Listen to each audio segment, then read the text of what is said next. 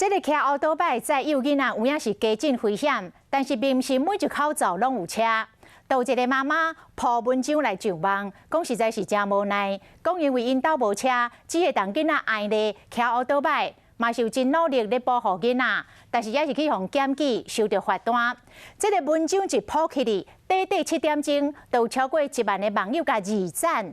讲真正毋是所有的人拢在条要训练的轿车，请警察会当带念情理法。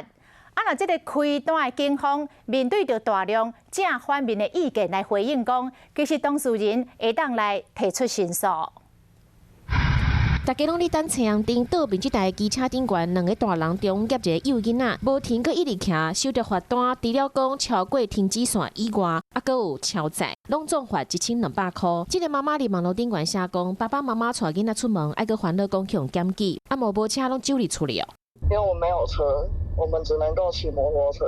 我们背巾都有背着啊，也是有努力的在保护小孩。这个妈妈听起来真无奈，但是爸爸妈妈载囡仔3载，常常发生意外，甚至连命都无。警方接到民众的检举，考虑到安全，嘛是会罚。台东嘛有同款的情形，但是因为囡仔破病，申诉了撤销罚单。类似于妈妈有这种特殊的情况，那她可以用申诉的管道，以前也有申诉成功的案例。骑机车载囡仔会当装安全椅，或者是囡仔专用的安全带，固定好，骑车上路，才会当平安出门，快乐倒转来。